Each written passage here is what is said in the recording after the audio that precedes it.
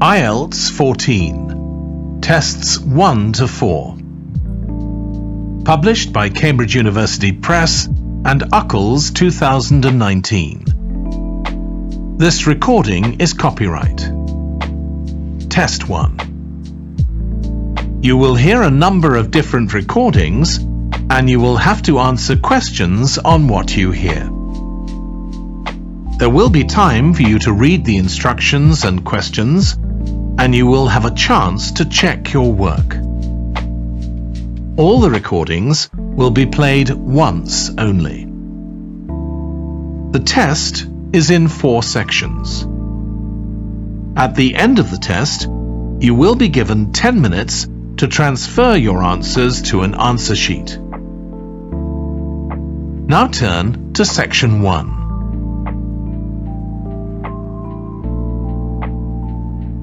Section 1. You will hear a woman reporting a theft to an officer in a police station.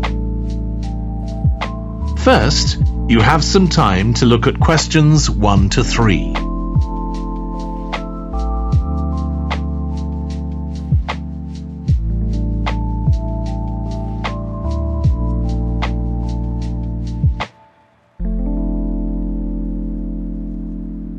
You will see that there is an example that has been done for you. On this occasion only, the conversation relating to this will be played first. Good morning. What can I do for you? I want to report a theft. I had some things stolen out of my bag yesterday. I'm sorry to hear that. Right, so I'll need to take a few details. Can I start with your name? Louise Taylor. The woman's name is Louise Taylor. So Taylor has been written in the space. Now we shall begin. You should answer the questions as you listen because you will not hear the recording a second time. Listen carefully and answer questions 1 to 3. Good morning. What can I do for you? I want to report a theft. I had some things stolen out of my bag yesterday. I'm sorry to hear that. Right, so I'll need to take a few details. Can I start with your name? Louise Taylor. Okay, thank you. And are you resident in the UK? No, I'm actually Canadian, though my mother was British. And your date of birth? December 14th, 1977. So you're just visiting this country? That's right. I come over most summers on business. I'm an interior designer, and I come over to buy old furniture, antiques, you know? There are some really lovely things around here, but you need to get out to the small towns. I've had a really good trip this year, until this happened. Okay. So you've been here quite a while? Yes, I'm here for 2 months. I go back next week. So, may I ask where you're staying now? Well, at present, I've got a place at Park Apartments. That's on King Street. I was staying at the Riverside Apartments on the same street, but the apartment there was only available for 6 weeks, so I had to find another one. Okay. And the apartment number? 15. Right. Before you hear the rest of the conversation, you have some time to look at questions 4 to 10.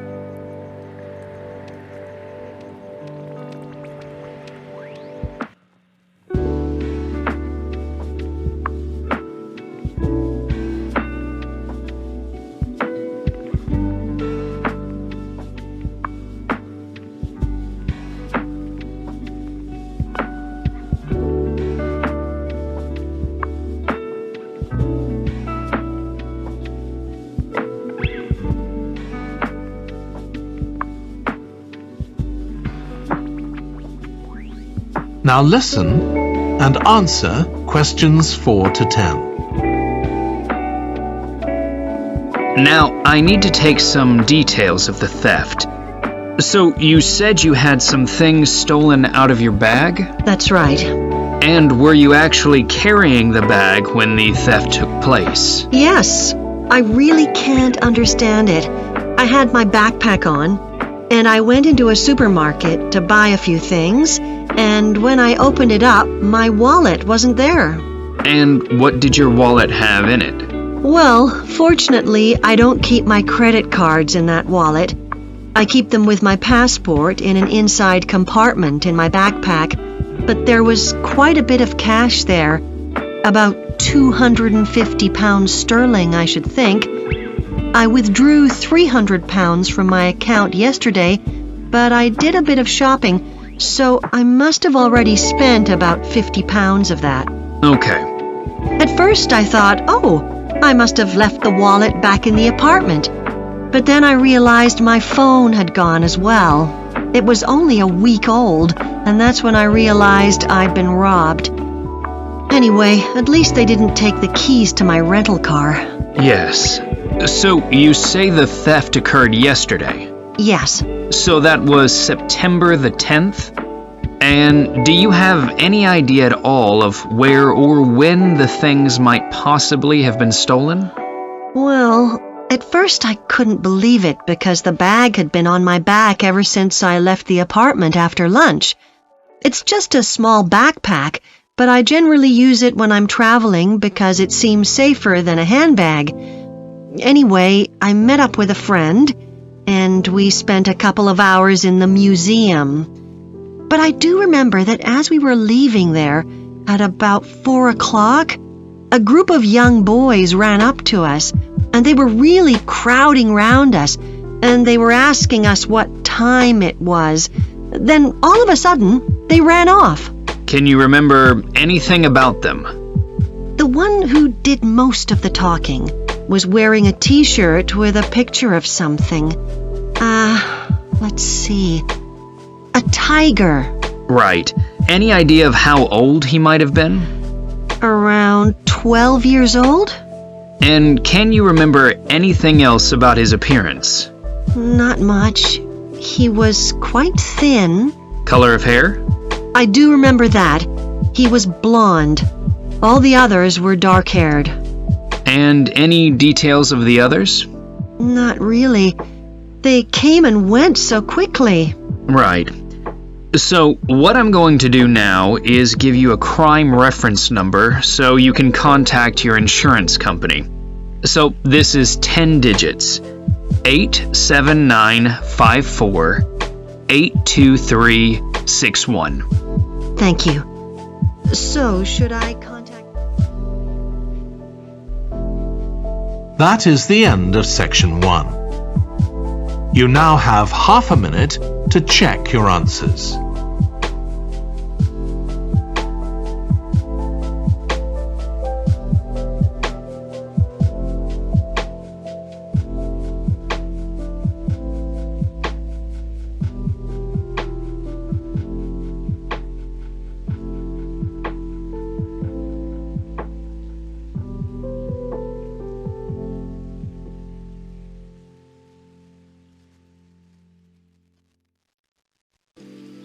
Now turn to section 2.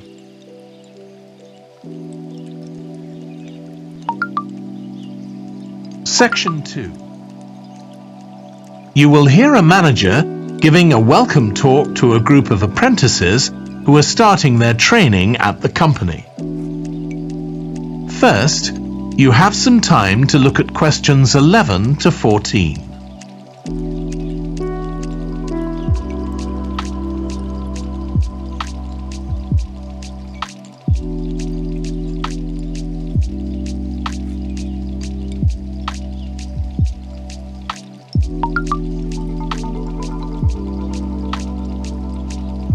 Now listen carefully and answer questions 11 to 14. Good morning, everyone. My name's Janet Parker, and I'm the Human Resources Manager. We're very happy to welcome you to your new apprenticeship. I hope that the next 6 months will be a positive and enjoyable experience for you. I'd like to start with some general advice about being an apprentice. Most of you have very little or no experience of working for a big organisation, and the first week or so may be quite challenging. There will be a lot of new information to take in, but don't worry too much about trying to remember everything. The important thing is to check with someone if you're not sure what to do.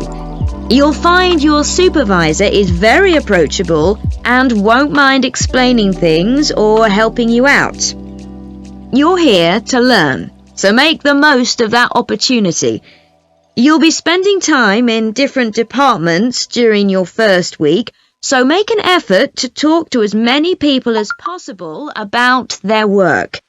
You'll make some new friends and find out lots of useful information. As well as having a supervisor, you'll each be assigned a mentor.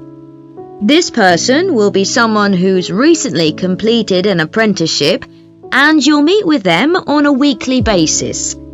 Their role is to provide help and support throughout your apprenticeship. Of course, this doesn't mean they'll actually do any of your work for you. Instead, they'll be asking you about what goals you've achieved so far, as well as helping you to identify any areas for improvement. You can also discuss your more long-term ambitions with them as well. Before you hear the rest of the talk, you have some time to look at questions 15 to 20.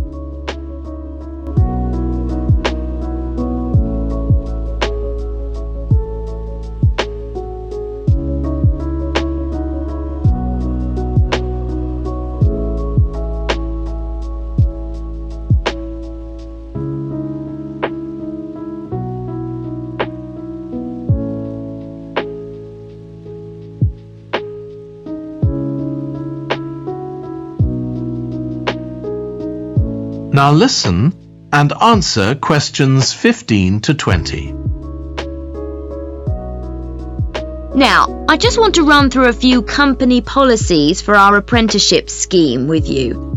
Most importantly, the internet. As part of your job, you'll be doing some research online, so obviously you'll have unlimited access for that. But please don't use it for personal use. You'll have your own phones for that. Some of you have already asked me about flexible working. After your probationary 3-month period, some of you will be eligible for this, but it will depend on which department you're in and what your personal circumstances are, so please don't assume you'll automatically be permitted to do this. I want to make sure there's no confusion about our holiday policy. Apart from any statutory public holidays, we ask that you don't book any holidays until after your 6-month apprenticeship has finished. Time off should only be taken if you are unwell. Please speak to your supervisor if this is going to be a problem. You'll be expected to work a 40-hour week, but there may be opportunities to do overtime during busy periods. Although you're not required to do this, it can be a valuable experience, so we advise you to take it up if possible. Obviously, we understand that people do have commitments outside work, so don't worry if there are times when you are unavailable. As you know, we don't have a formal dress code here. You may wear casual clothes as long as they're practical. And the only restriction for shoes we have is on high heels for health and safety reasons. Comfortable shoes like trainers are preferable. There's a heavily subsidised canteen on site where you can get hot meals or salads cheaply. Snacks and drinks are also provided, so we've decided to introduce a no-packed lunch policy. This is partly to encourage healthy eating at work and partly to stop people from eating at their workstation, which is unhygienic. Okay, moving on. That is the end of section 2. You now have half a minute to check your answers.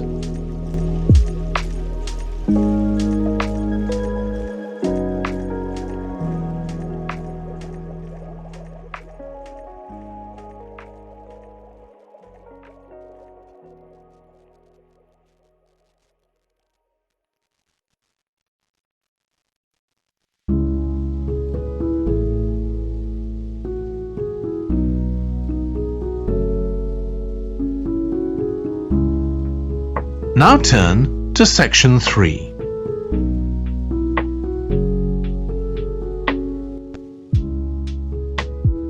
Section 3. You will hear two urban planning students, called Carla and Rob, discussing their presentation on cities built by the sea, following instructions from their tutor. First, you have some time to look at questions 21 to 25.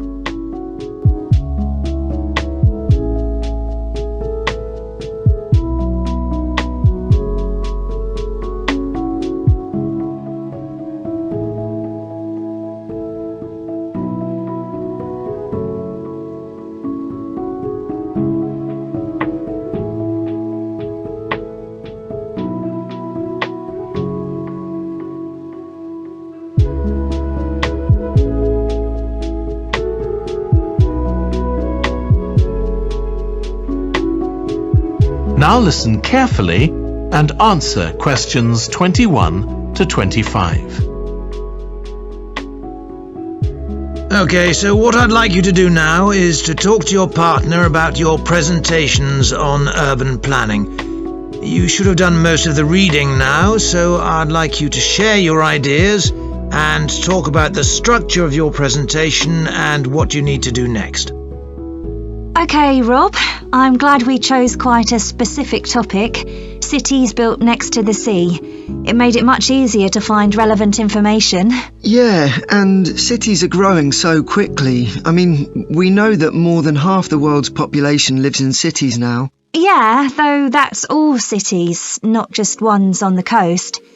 But most of the biggest cities are actually built by the sea. I'd not realised that before. Nor me. And what's more, a lot of them are built at places where rivers come out into the sea, but apparently this can be a problem. Why? Well, as the city expands, agriculture and industry tend to spread further inland along the rivers, and so agriculture moves even further inland up the river. That's not necessarily a problem, except it means more and more pollutants are discharged into the rivers. So these are brought downstream to the cities? Right. Did you read that article about Miami on the east coast of the USA? No. Well, apparently back in the 1950s, they built channels to drain away the water in case of flooding. Sounds sensible? Yeah, they spent quite a lot of money on them, but what they didn't take into account was global warming. So they built the drainage channels too close to sea level, and now sea levels are rising, they're more or less useless. If there's a lot of rain, the water can't run away. There's nowhere for it to go. The whole design was faulty. So what are the authorities doing about it now? I don't know. I did read that they're aiming to stop disposing of wastewater into the ocean over the next 10 years. But that won't help with flood prevention now, will it? No, really, they just need to find the money for something to replace the drainage channels in order to protect against flooding now. But in the long term, they need to consider the whole ecosystem. Right. Really though, coastal cities can't deal with their problems on their own, can they? I mean, they've got to start acting together at an international level instead of just doing their own thing. Absolutely. The thing is, everyone knows what the problems are, and environmentalists have a pretty good idea of what we should be doing about them, so they should be able to work together to some extent. But it's going to be a long time before countries come to a decision on what principles they're prepared to abide by. Yeah, if they ever do. Before you hear the rest of the discussion, you have some time to look at questions 26 to 30.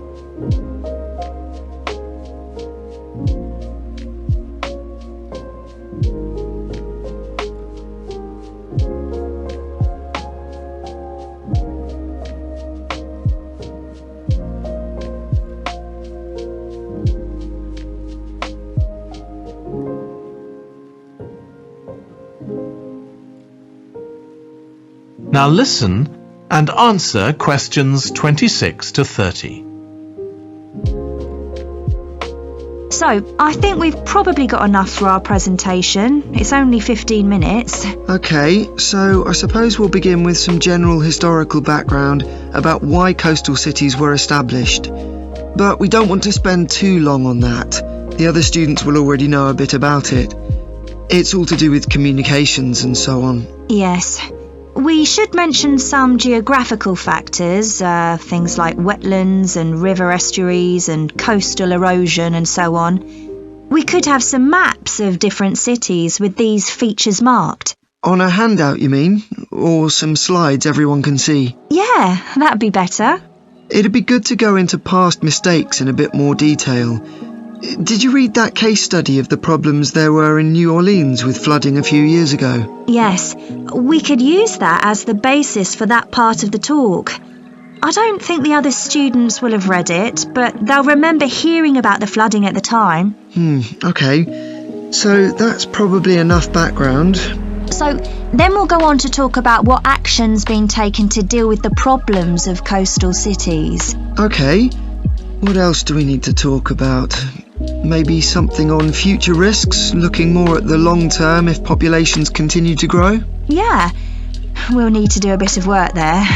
I haven't got much information, have you? No, we'll need to look at some websites. Shouldn't take too long. Okay. And I think we should end by talking about international implications. Maybe we could ask people in the audience.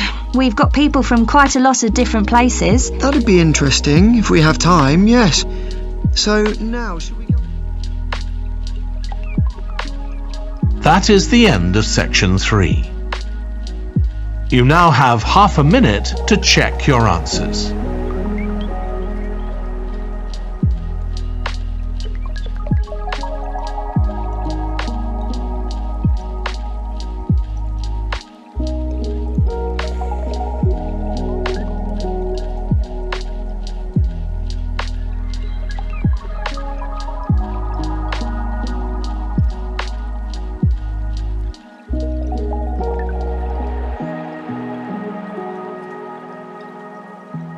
Now turn to section 4.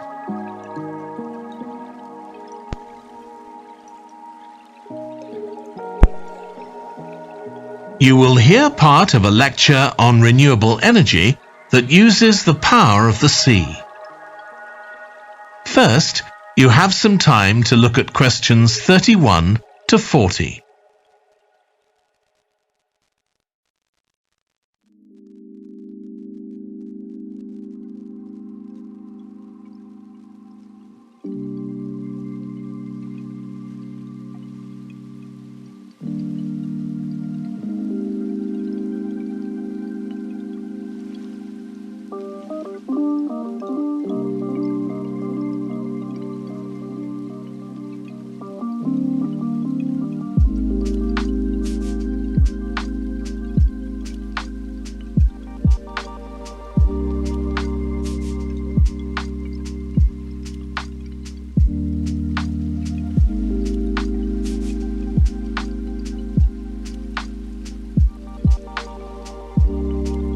Now listen carefully and answer questions 31 to 40.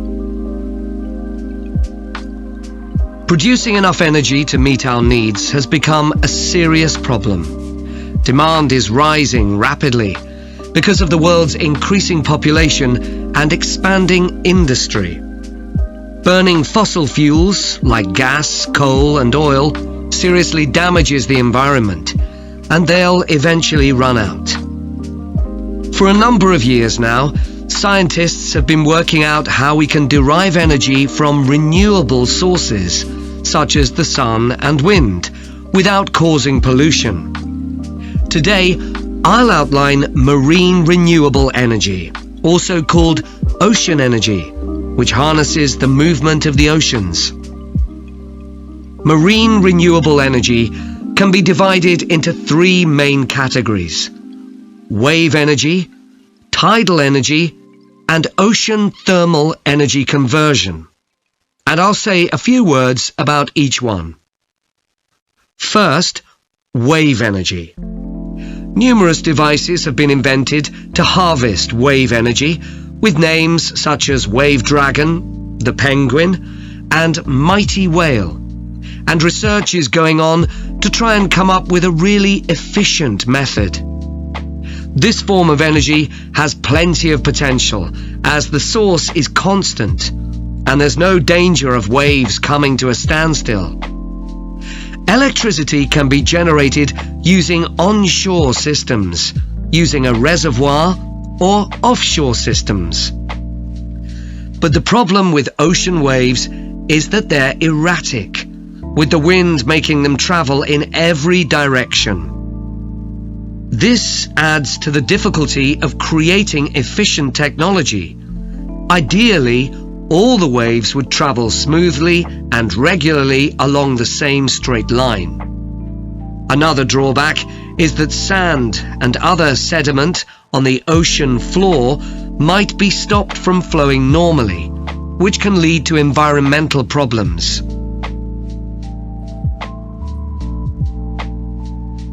The second category of marine energy that I'll mention is tidal energy. One major advantage of using the tide rather than waves as a source of energy is that it's predictable. We know the exact times of high and low tides for years to come. For tidal energy to be effective, the difference between high and low tides needs to be at least 5 meters. And this occurs naturally in only about 40 places on Earth. But the right conditions can be created by constructing a tidal lagoon, an area of seawater separated from the sea. One current plan is to create a tidal lagoon on the coast of Wales. This will be an area of water within a bay at Swansea, sheltered by a U-shaped breakwater or dam built out from the coast. The breakwater will contain 16 hydro turbines, and as the tide rises, water rushes through the breakwater, activating the turbines, which turn a generator to produce electricity. Then, for 3 hours as the tide goes out, the water is held back within the breakwater, increasing the difference in water level until it's several meters higher within the lagoon than in the open sea. Then, in order to release the stored water, gates in the breakwater are opened. It pours powerfully out of the lagoon, driving the turbines in the breakwater in the opposite direction and again generating thousands of megawatts of electricity. As there are 2 high tides a day, this lagoon scheme would generate electricity 4 times a day, every day, for a total of around 14 hours in every 24, and enough electricity for over 150,000 homes. This system has quite a lot in its favour. Unlike solar and wind energy, it doesn't depend on the weather. The turbines are operated without the need for fuel, so it doesn't create any greenhouse gas emissions, and very little maintenance is needed. It's estimated that electricity generated in this way will be relatively cheap, and that manufacturing the components would create more than 2,000 jobs, a big boost to the local economy. On the other hand, there are fears that lagoons might harm both fish and birds, for example by disturbing migration patterns and causing a buildup of silt, affecting local ecosystems. There are other forms of tidal energy, but I'll go on to the third category of marine energy, ocean thermal energy conversion. This depends on there being a big difference in temperature between surface water and the water a couple of kilometers below the surface, and this occurs in tropical coastal areas.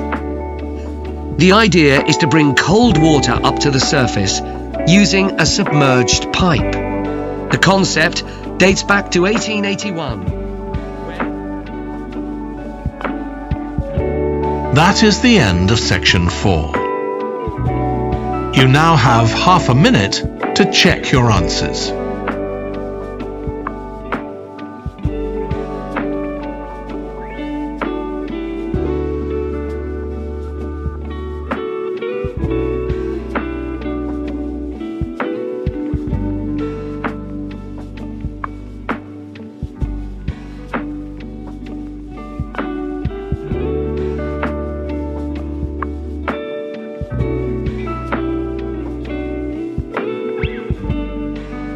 That is the end of the listening test. In the IELTS test, you would now have 10 minutes to transfer your answers to the answer sheet.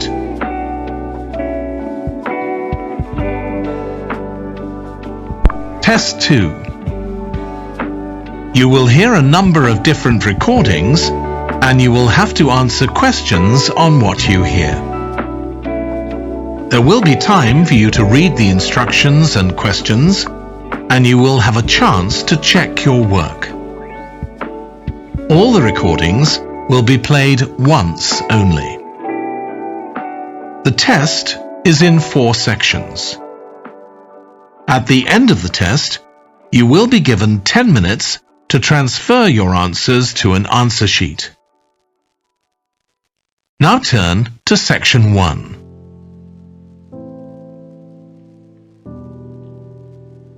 Section 1. You will hear a woman talking to a doctor at a clinic about a medical problem. First, you have some time to look at questions 1 to 4.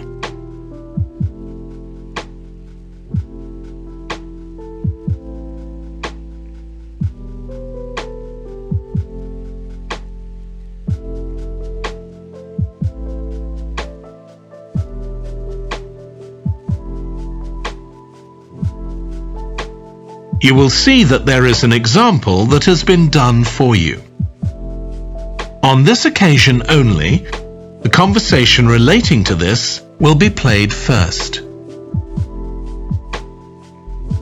Hi, come and take a seat. Thank you. My name's Carl Rogers and I'm one of the doctors here at the Total Health Clinic. So I understand this is your first visit to the clinic. Yes, it is. Okay, well I hope you'll be very happy with the service you receive here. So if it's all right with you, I'll take a few details to help me give you the best possible service. Sure. So can I check first of all that we have the correct personal details for you? So your full name is Julie Ann Garcia. That's correct. The woman's name is Julie Ann Garcia. So Garcia has been written in the space. Now we shall begin. You should answer the questions as you listen because you will not hear the recording a second time.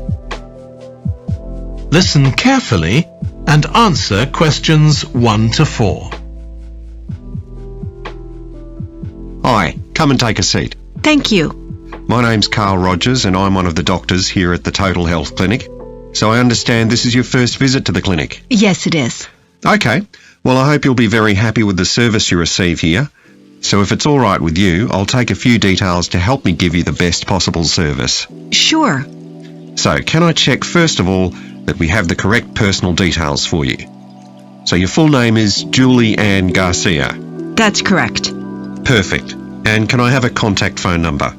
It's 219-442-9785. Okay, and then can I just check that we have the correct date of birth? October 10th, 1992. Oh, I actually have 1991. I'll just correct that now. Right, so that's all good. Now I just need a few more personal details. Do you have an occupation, either full-time or part-time? Yes, I work full-time in Esterhazy's, you know, the restaurant chain. I started off as a waitress there a few years ago, and I'm a manager now. Oh, I know them. Yeah, they're down on 114th Street, aren't they? That's right. Yeah, I've been there a few times. I just love their salads. That's good to hear. Right, so one more thing I need to know before we talk about why you're here, Julie, and that's the name of your insurance company. It's Cawley Life Insurance. That's C-A-W-L-E-Y. Excellent. Thank you so much. Before you hear the rest of the conversation, you have some time to look at questions 5 to 10.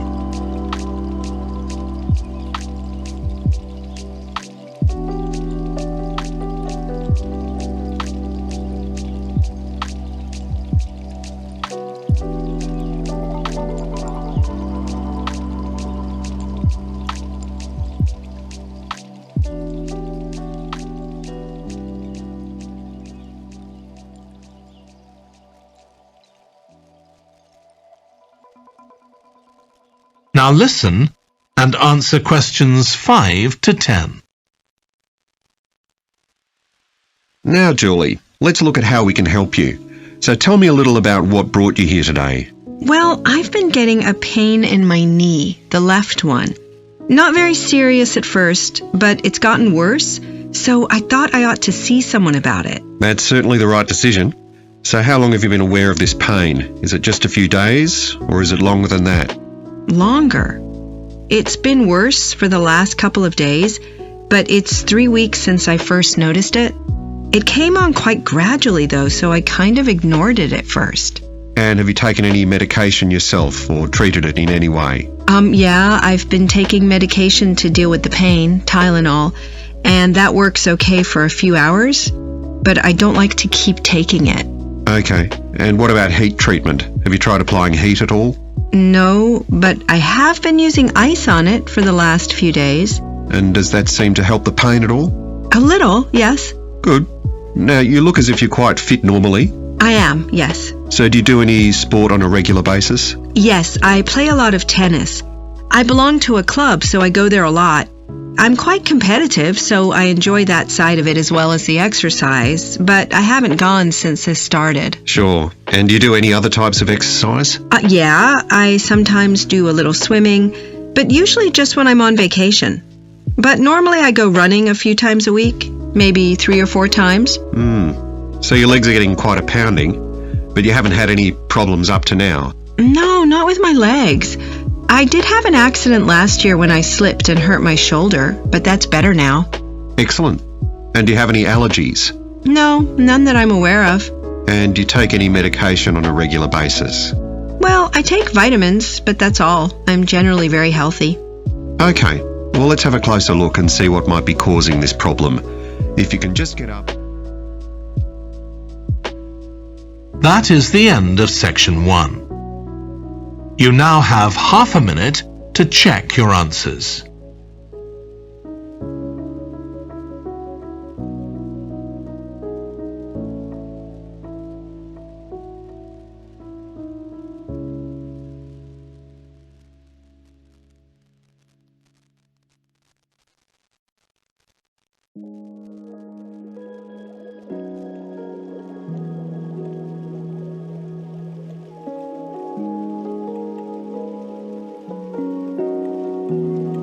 Now turn to section 2.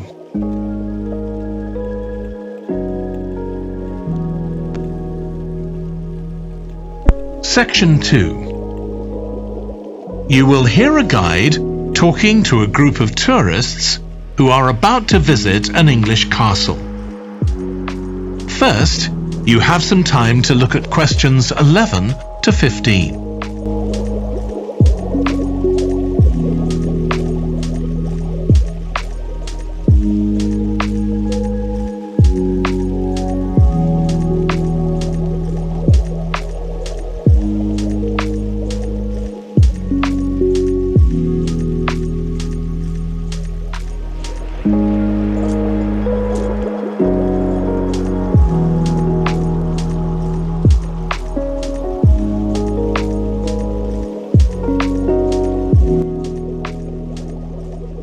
Now listen carefully and answer questions 11 to 15. We'll be arriving at Branley Castle in about 5 minutes. But before we get there, I'll give you a little information about the castle and what our visit will include. So, in fact, there's been a castle on this site for over 1100 years. The first building was a fort constructed in 914 AD for defence against Danish invaders by King Alfred the Great's daughter, who ruled England at the time. In the following century, after the Normans conquered England, the land was given to a nobleman called Richard de Vere, and he built a castle there that stayed in the de Vere family for over 400 years. However, when Queen Elizabeth I announced that she was going to visit the castle in 1576, it was beginning to look a bit run down. And it was decided that rather than repair the guest rooms, they'd make a new house for her, out of wood, next to the main hall. She stayed there for 4 nights, and apparently it was very luxurious, but unfortunately it was destroyed a few years later by fire. In the 17th century, the castle belonged to the wealthy Fennis family, who enlarged it and made it more comfortable. However, by 1982, the Fennis family could no longer afford to maintain the castle, even though they received government support, and they put it on the market. It was eventually taken over by a company who owned a number of amusement parks. But when we get there, I think you'll see that they've managed to retain the original atmosphere of the castle. When you go inside, you'll find that in the staterooms, there are lifelike moving wax models dressed in costumes of different periods in the past, which even carry on conversations together. As well as that, in every room, there are booklets giving information about what the room was used for and the history of the objects and furniture it contains. The castle park's quite extensive. At one time, sheep were kept there, and in the 19th century the owners had a little zoo with animals like rabbits and even a baby elephant. Nowadays the old zoo buildings are used for public displays of paintings and sculpture. The park also has some beautiful trees, though the oldest of all, which dated back 800 years, was sadly blown down in 1987. Now you're free to wander around on your own until 4:30, but then, at the end of our visit, we'll all meet together at the bottom of the Great Staircase. We'll then go on to the Long Gallery, where there's a wonderful collection of photographs showing the family who owned the castle 100 years ago having tea and cakes in the conservatory. And we'll then take you to the same place, where afternoon tea will be served to you. Before you hear the rest of the talk, you have some time to look at questions 16 to 20.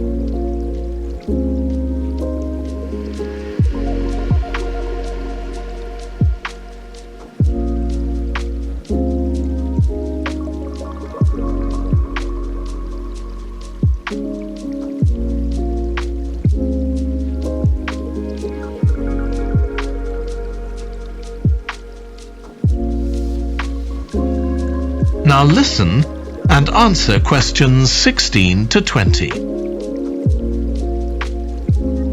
Now, if you can take a look at your plans, you'll see Branley Castle has 4 towers joined together by a high wall, with the river on 2 sides. Don't miss seeing the Great Hall. That's near the river in the main tower, the biggest one, which was extended and redesigned in the 18th century. If you want to get a good view of the whole castle, you can walk around the walls. The starting point's quite near the main entrance. Walk straight down the path until you get to the south gate, and it's just there. Don't go on to the north gate. There's no way up from there.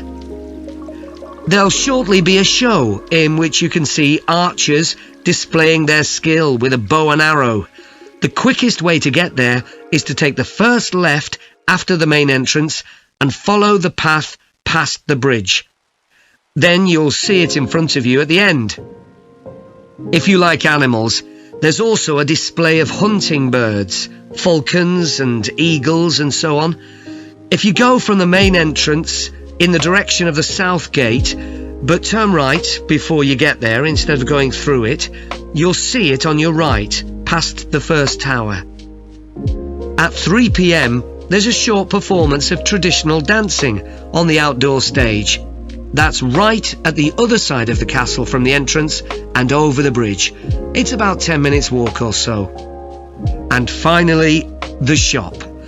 It's actually inside one of the towers, but the way in is from the outside. Just take the first left after the main entrance, go down the path and take the first right. It's got some lovely gifts and souvenirs. Right, so we're just arriving. That is the end of section 2. You now have half a minute to check your answers.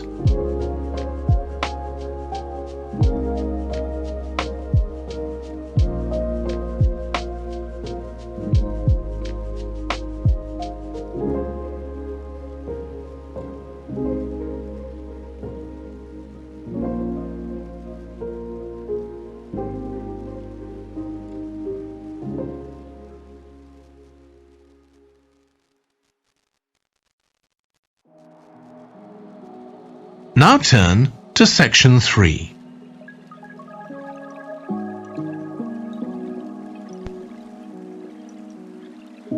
Section 3.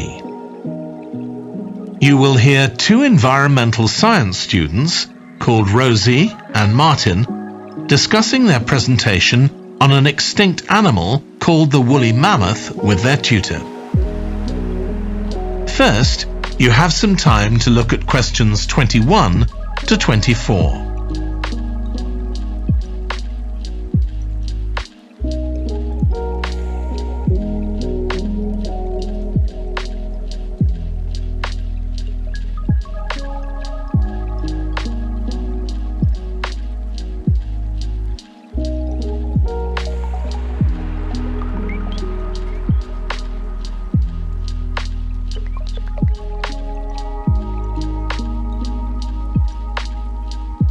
Now listen carefully and answer questions 21 to 24.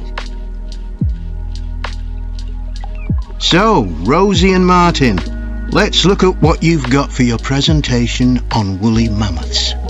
Okay, we've got a short outline here. Thanks.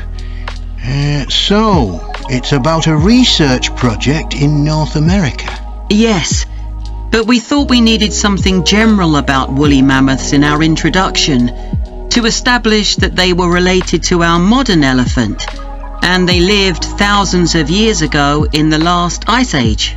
Maybe we could show a video clip of a cartoon about mammoths, but that'd be a bit childish.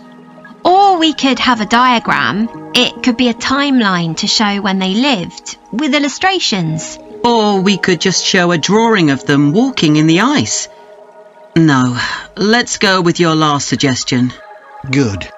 Then you're describing the discovery of the mammoth tooth on St. Paul's Island in Alaska and why it was significant.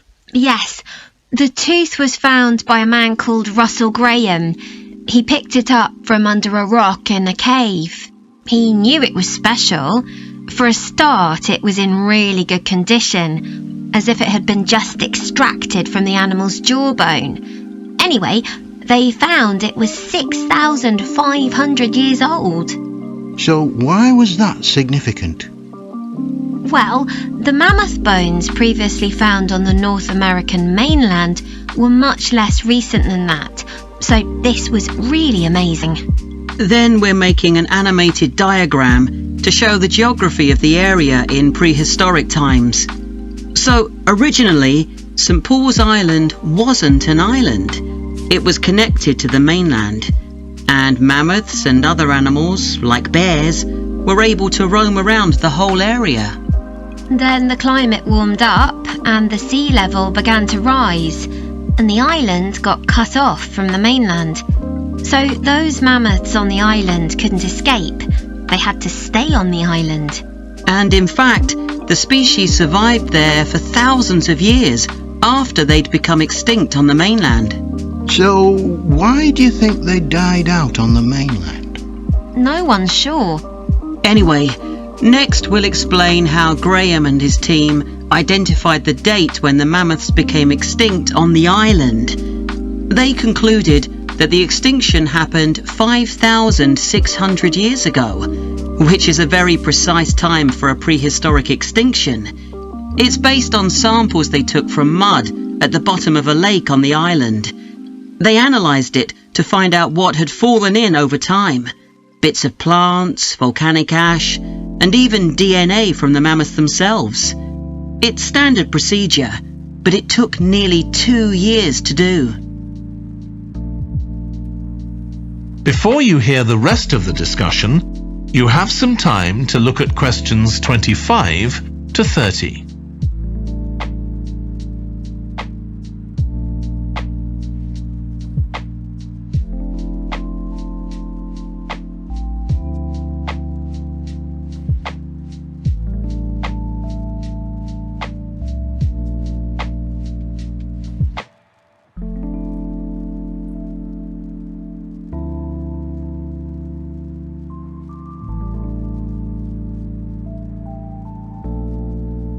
Now listen and answer questions 25 to 30. So why don't you quickly go through the main sections of your presentation and discuss what actions needed for each part? Okay. So for the introduction, we're using a visual.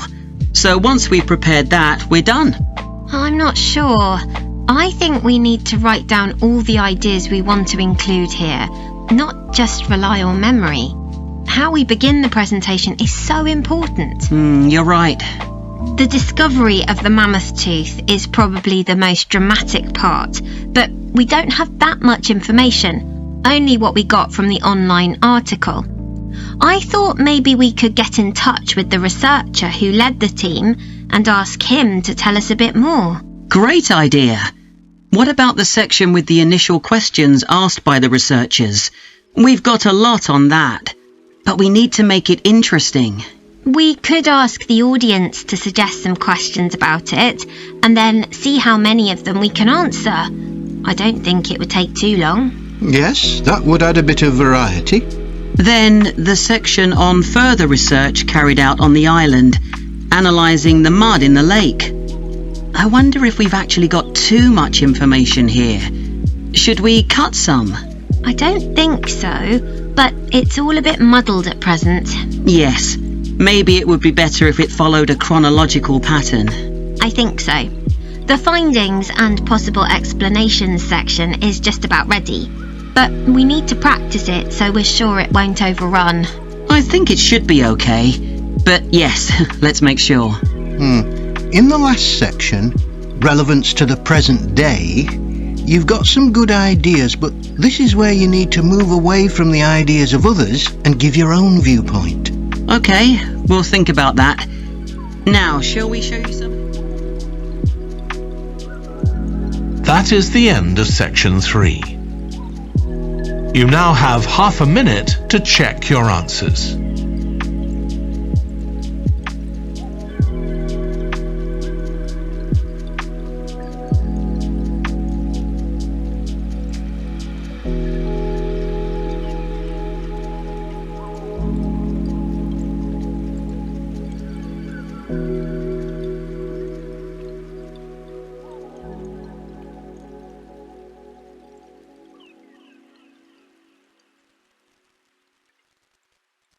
Now turn to section 4.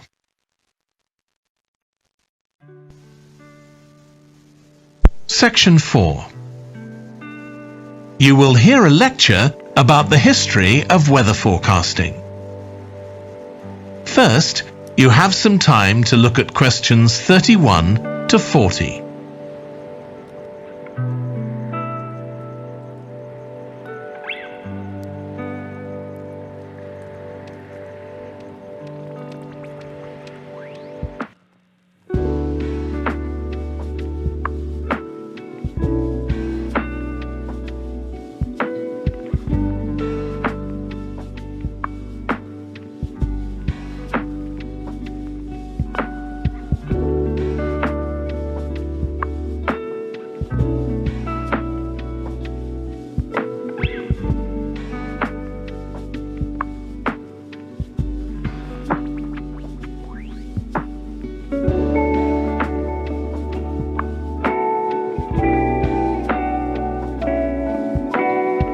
Now listen carefully and answer questions 31 to 40. In this series of lectures about the history of weather forecasting, I'll start by examining its early history. That'll be the subject of today's talk. Okay, so we'll start by going back thousands of years. Most ancient cultures had weather gods, and weather catastrophes, such as floods, played an important role in many creation myths. Generally, weather was attributed to the whims of the gods, as the wide range of weather gods in various cultures shows. For instance, there's the Egyptian sun god Ra, and Thor, the Norse god of thunder and lightning. Many ancient civilizations developed rites such as dances in order to make the weather gods look kindly on them. But the weather was of daily importance. Observing the skies and drawing the correct conclusions from these observations was really important. In fact, their survival depended on it. It isn't known when people first started to observe the skies, but at around 650 BC, the Babylonians produced the first short-range weather forecasts based on their observations of clouds and other phenomena. The Chinese also recognized weather patterns, and by 300 BC, astronomers had developed a calendar which divided the year into 24 festivals, each associated with a different weather phenomenon. The ancient Greeks were the first to develop a more scientific approach to explaining the weather. The work of the philosopher and scientist Aristotle in the 4th century BC is especially noteworthy, as his ideas held sway for nearly 2,000 years. In 340 BC, he wrote a book in which he attempted to account for the formation of rain, clouds, wind, and storms. He also described celestial phenomena such as halos, that is, bright circles of light around the sun, the moon, and bright stars, and comets. Many of his observations were surprisingly accurate. For example, he believed that heat could cause water to evaporate, but he also jumped to quite a few wrong conclusions, such as that winds are breathed out by the earth. Errors like this were rectified from the Renaissance onwards.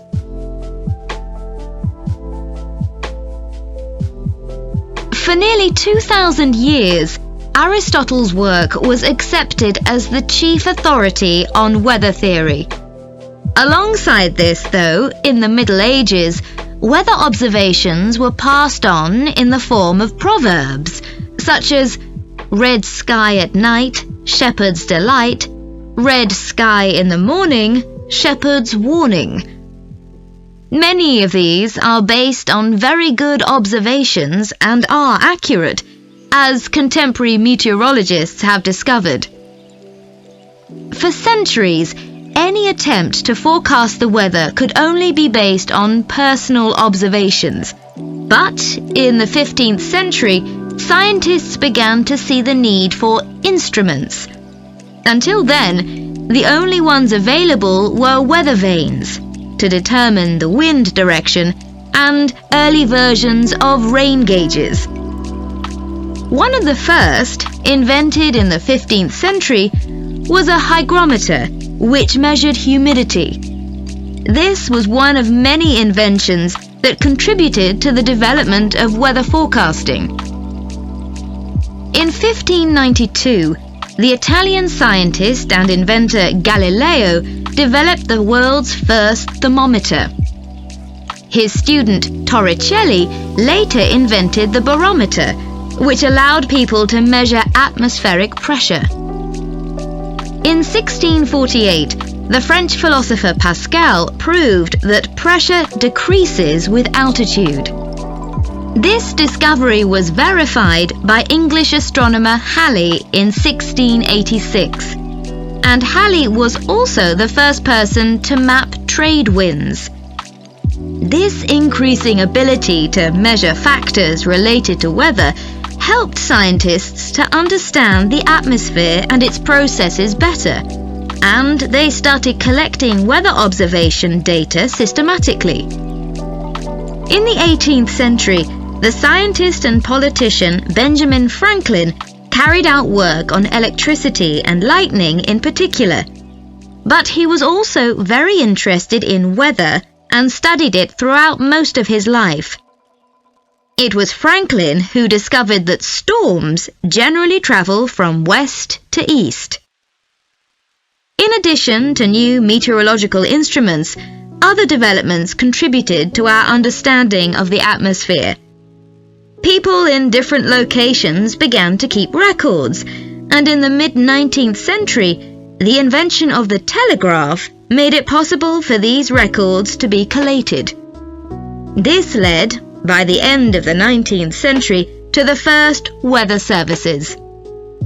It was not until the early 20th century that mathematics and physics became part of meteorology, and we'll continue from that point next week.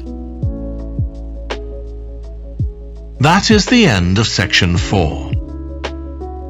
You now have half a minute to check your answers.